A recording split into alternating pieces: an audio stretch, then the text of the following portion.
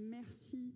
Juste quelques petits compléments par rapport à ce que vient de dire Marion Gauthier, notamment en réponse à Jérémy Crépel, dont les arguments sont en effet récurrents, mais du coup nos réponses vont l'être aussi, et je ne désespère pas un jour de le convaincre totalement. Juste insister sur la question du taux de réalisation de nos investissements.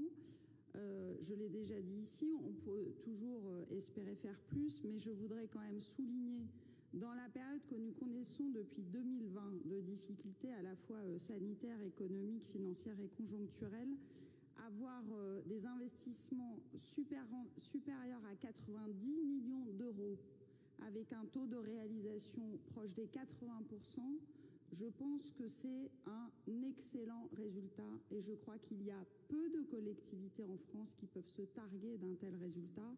Un résultat qui se voit d'ailleurs aussi dans les éléments financiers, parce qu'il y a beaucoup de collectivités qui, face à la crise financière et à la hausse des taux d'intérêt, ont renoncé à l'emprunt et ont donc renoncé à financer par l'emprunt les réalisations qu'elles avaient inscrites dans leur programme politique. Nous avons fait le choix, malgré cette situation, de continuer à investir, à réaliser, et y compris du coup à absorber les charges financières que ça peut représenter. Je voulais le ressouligner ici parce que je crois que c'est plutôt exceptionnel à l'échelle nationale, et redire que ces investissements vont bien, contrairement à ce que vous avez pu indiquer, en priorité à la question de la transition écologique. Si vous regardez la répartition de nos investissements, la lutte contre le réchauffement climatique, l'atténuation, l'adaptation au changement climatique, c'est dans la métamorphose urbaine et paysagère qu'elle se trouve. C'est là où il y a tous nos grands projets d'aménagement,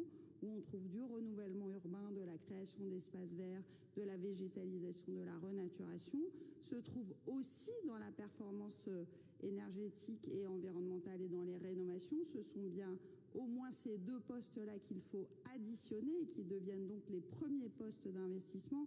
Et on pourrait même rajouter l'ensemble des investissements qui sont notamment dans les écoles, puisque vous n'êtes pas sans savoir que nos écoles nouvelles sont construites de manière extrêmement sobre et que nos écoles rénovées contribuent évidemment elles aussi à la transition, que ce soit par la végétalisation des cours ou l'isolation des bâtiments. Donc je voudrais le ressouligner ici, et peut-être apporter un petit complément sur la question des associations, puisque vous avez posé la question suite au précédent conseil municipal.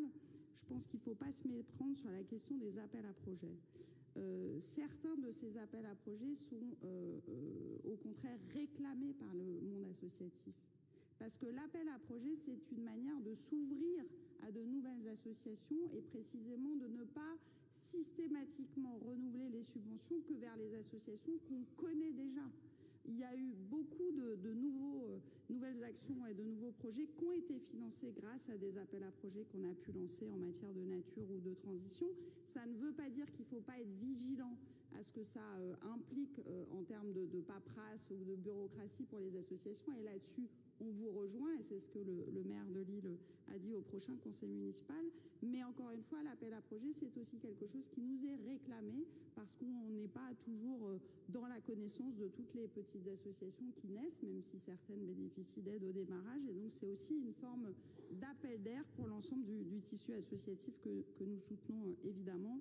Et puis je ne peux que m'associer à ce qu'a dit Marion Gauthier en réponse à Madame Spielbout, cette forme d'humilité dont vous avez tenu à faire preuve dans votre intervention aujourd'hui. On vous a connue plus mordante, ne cachera certainement pas en effet la manière dont le gouvernement dirige ce pays, et ne cachera en effet pas le fait que la France vient de se faire épingler pour déficit excessif. Donc les leçons de gestion, la question de savoir si l'argent lillois est bien utilisé au service des politiques prioritaires et des Lillois, je pense que chacun ici connaît la réponse, et en tout cas chacun a parfaitement conscience que nous n'avons pas de leçons à recevoir en matière de gestion et de finances de la part du gouvernement que vous soutenez. Bien, merci.